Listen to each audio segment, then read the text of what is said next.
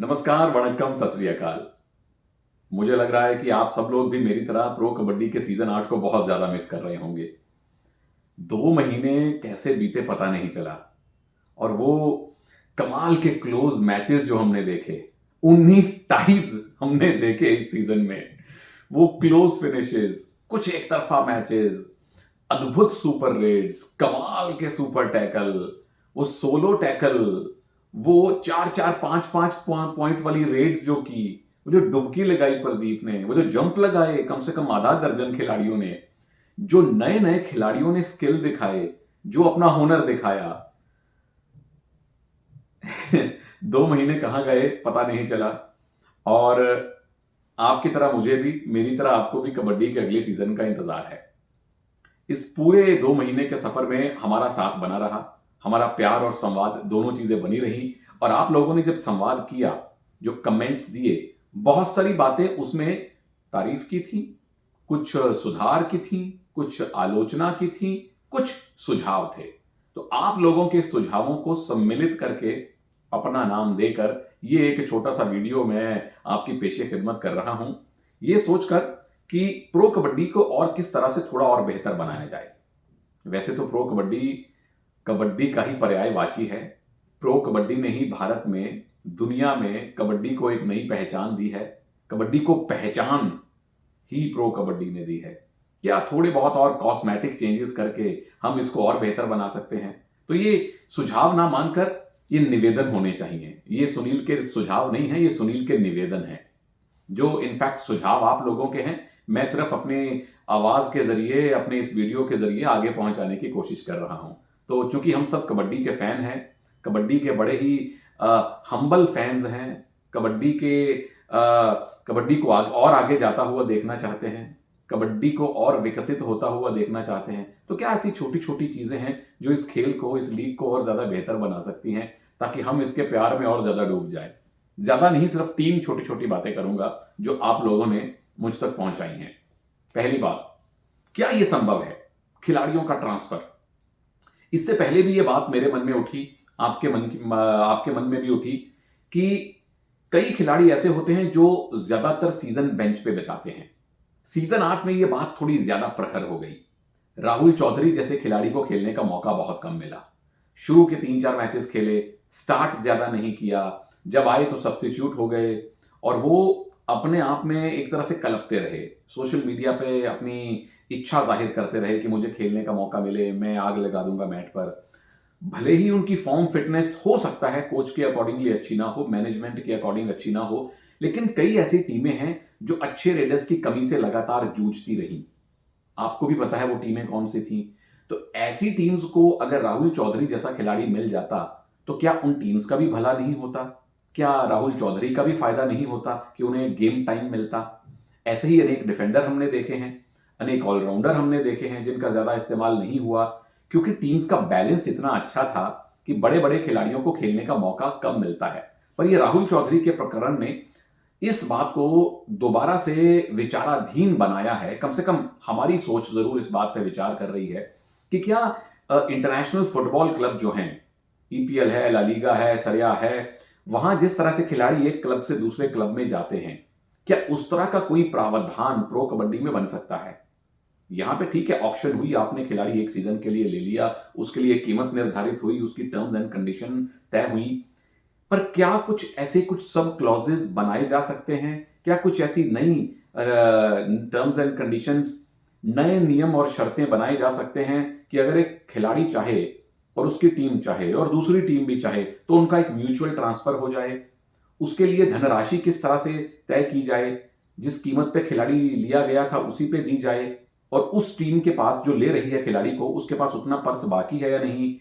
या खिलाड़ियों का आदान प्रदान, किताब 50 लाख का एक खिलाड़ी ले लीजिए, हमें 25-25 के 2 खिलाड़ी दे दीजिए, या 50 का एक खिलाड़ी ले लीजिए, 25 का एक खिलाड़ी और 25 हमें आप कैश में दे दीजिए। कुछ इस तरह से क्या कुछ टर्म्स एंड कंडीशन बनाई जा सकती हैं? या खिलाड़ियों का ट्रांसफर जो है, जो आपको पर्स मिला ऑक्शन में, उसके इतर अलग राशि के जरिए हो सकता है, वो राशि फिक्स की जा सकती है, या उसे फिक्स ना कीजिए। काफी सारी चीजें हैं जो विचार की जा सकती हैं, काफी सारे नियम हैं जो तय किए जा सकते हैं। ये जाहिर तौर पर जो ऑर्गेनाइजिंग कमेटी है मशाल स्पोर्ट्स, उन्हीं को तय करना है। पर हम सिर्फ निवेदन कर सकते हैं कि क्या ये संभव है।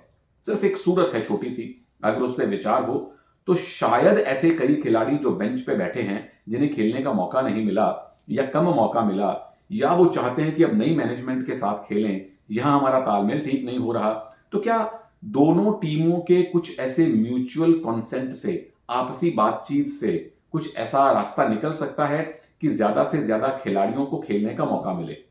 कई डिफेंडर हैं जिन्हें और दिग्गजों की मौजूदगी में अवसर नहीं मिला, कई ऐसे रेडर हैं, ऑलराउंडर हैं। तो अगर ऐसा होना संभव है, फिजिबल है, तो शायद थोड़ा और मजा आए।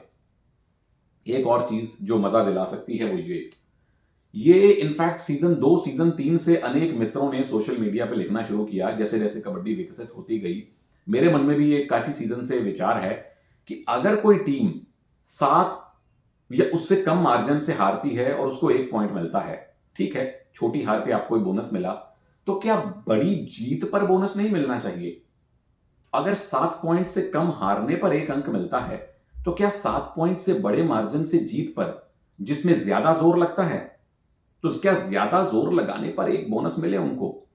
थोड़ा सा कॉम्प्लिकेट जरूर हो जाएगा हमारे लिए भी आपको समझाना, या पॉइंट्स टेबल के नीचे भी छोटे छोटे जो टर्म्स लिखी होती हैं उसको एक्सप्लेन करना। पर मुझे ऐसा लगता है कि इसके 2 फायदे हैं। एक तो ये कि जो टीम हार का अंतर कम रखती है तो उसे आप कंसोलेशन दे रहे हैं, अच्छी बात है, लेकिन उसके लिए जोर लगाना और बड़ी जीत के लिए जोर लगाने में अंतर है। बड़ी जीत के लिए ज्यादा जोर लगाना पड़ता है, तो फिर उन्हें भी इंसेंटिव मिलना चाहिए, है कि नहीं? दूसरी बात ये, कई बार ऐसी सिचुएशन आ जाती है, मैच 8 या 9 पॉइंट पे फंसा हुआ है, 3 या 4 मिनट बाकी हैं, तो जो टीम लीड में है वो कहेगी कि हम आराम से खेलेंगे, हम डू और डाई रेड में खेलेंगे, हमें अब जीत मिल गई है। जो टीम हार रही है वो कहेगी हमें 1 या 2 पॉइंट और चाहिए, हम 7 के अंदर मार्जिन रखेंगे और 1 पॉइंट ले लेंगे। अगर ये रूल बन गया तो जो टीम 7-8 पॉइंट से आगे है वो भी गेम को स्लो नहीं करेगी। उसे भी पता है कि हमें 7 से बड़े मार्जिन से अगर जीते हम, तो हमें 5 की जगह 6 अंक मिलेंगे। वो भी गेम को तेज रखेंगे। जो टीम पिछड़ रही है वो भी गेम को तेज रखेगी। इसमें फायदा नुकसान जिसका मर्जी हो, आप लोगों को और हम लोगों को मजा आएगा, खेल और ज्यादा रोचक होगा, गेम स्लो नहीं होंगे। हालांकि सीजन 8 में हमने स्लो गेम बहुत कम देखे हैं। सीजन 4 या 5 था जब, मुझे याद है, जब डुओ डाई पर खेलने की भरमार थी, टीम्स बहुत ज्यादा स्लो खेल रही थी, डुओ डाई पर खेल रही थी। पर ऐसा इस सीजन में हुआ नहीं है। पर यह रूल अगर आता है तो इससे रोमांच और बढ़ सकता है। रोमांच सीजन 8 में जो सबसे ज्यादा पैदा किया, विवाद, चर्चा जो सबसे ज्यादा पैदा की, प्रभु, एक ही शब्द काफी है। कॉफी तो मैंने पी ली, एक ही शब्द काफी है, लॉबी। ये जो लॉबी देवी हैं, इन्होंने ऐसा तांडव मचाया इस बार, जो बात पहले दबे हुए स्वर में हो रही थी वो अब खुल के सामने आ गई। वो ज्वालामुखी फूट गया। आप लोगों ने सोशल मीडिया पे इतने खुलकर विचार व्यक्त किए, जिससे ये बात तो तय हो गई कि कबड्डी को लेके आप लोगों का प्यार, कबड्डी को लेकर आप लोगों की समझ, सोच, इन्वॉल्वमेंट कमाल की है।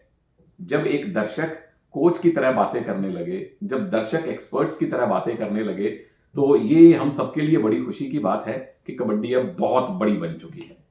लॉबी का रूल, इस पे सबसे ज्यादा चर्चा हुई है। सीजन 1 से चर्चा हो रही है। सीजन 8 वो बंगाल और बेंगलुरु बुल्स का मैच, नबी बख्श का लॉबी में जाना, उनसे पहले और उनके बाद 7 और डिफेंडर्स का जाना, पूरी टीम का ऑल आउट होना, 10 पॉइंट मिलने, उसने एकदम से जो कहते हैं ना कि आखिरी हथौड़ा मार दिया। क्या इस पे पुनर्विचार होना चाहिए? जो हमारे प्रो कबड्डी के टेक्निकल डायरेक्टर साहब हैं, बड़े सम्माननीय शख्स हैं, ई प्रसाद राव साहब, उन्होंने भी अपने एक वीडियो में कहा था कि हम इस पे पुनर्विचार करेंगे। आप लोगों ने कहा कि जल्दी से जल्दी रूल को खत्म करें, इत्यादि इत्यादि। रूल जब भी चेंज होते हैं दोस्तों, उसमें समय लगता है। कमेटियां बैठती हैं, टेक्निकल कमेटी, चाहे वो प्रो कबड्डी की हो, चाहे फेडरेशंस की हो, Indian federation, Asian federation, world kabaddi federation. क्योंकि एक रूल जो है वो बाकी फेडरेशंस भी उसका पालन करें, क्योंकि रूल अगर हर लेवल पे एक रहे, pro kabaddi, India, international, rule अगर एक समान रहे तो ही खेल में मजा है। अब चाहे T20 हो, चाहे रणजी ट्रॉफी हो, अंतर्राष्ट्रीय हो, वर्ल्ड कप हो, बाउंड्री के ऊपर से बॉल जाएगी तो छक्का माना जाता है बिना टप्पा खाए, है ना। वो चाहे गांव का टूर्नामेंट हो, वो चाहे वर्ल्ड कप हो। उसी तरह से प्रो कबड्डी और वर्ल्ड कप और एशियन गेम लेवल पर रूल एक समान रहे तो ही बेहतर है। इसलिए मुझे लगता है कि ये रूल एकदम से चेंज नहीं हुआ, क्योंकि कमेटियां बैठेंगी। प्रो कबड्डी की technical committee, Indian kabaddi federation, Asian kabaddi federation, चूंकि इस साल एशियन गेम्स भी हैं, और फिर वर्ल्ड कबड्डी फेडरेशन। जब हर जगह ये बात डिस्कस हो जाएगी, मुझे लगता है तभी ये रूल चेंज होगा, जो मेरी अपनी छोटी सी समझ कहती है। लेकिन एक फैन के तौर पर आपका और मेरा दिल जो कहता है वो यही कि अब शायद इस रूल पे पुनर्विचार होना चाहिए। रेडर कई बार स्मार्टली लॉबी में चला जाता है, कई बार गलती से चला जाता है। जैसे भी जाए, इसमें बेचारे डिफेंडर्स का क्या कसूर है।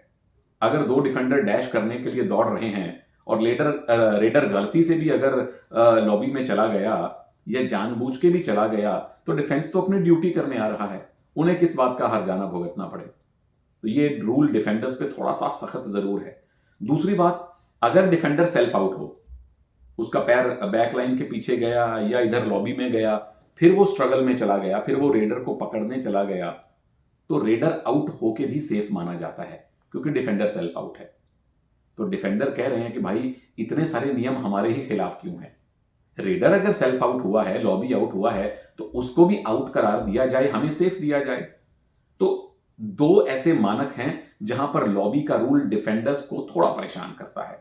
सुझाव यही है, निवेदन यही है कि जैसे ही अंपायर, अब चूंकि एक रेफरी हैं, दो अंपायर हैं, दो लाइन अंपायर हैं, 5 ऑफिशियल लगातार कोर्ट के चारों ओर निगरानी कर रहे हैं, तो जो भी ऑफिशियल जब भी रेडर को लॉबी में जाता हुआ देखे, तुरंत विसल बजाए, रेड वहीं के वहीं खत्म हो जाए।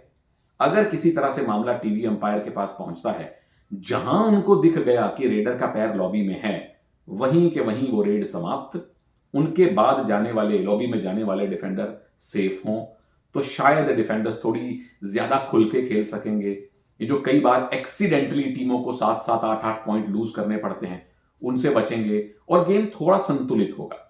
तो ये 3 छोटे छोटे सुझाव हैं, सुझाव भी नहीं, निवेदन है कबड्डी फैन के तौर पर आप लोगों के, मेरे, हम सब लोगों के आगे, बड़ी अथॉरिटीज को। आशा करते हैं इन पर विचार होगा। तीनों की तीनों चीजें ऐसी हैं जो शायद और ज्यादा रोमांच लेके आएंगी कबड्डी में।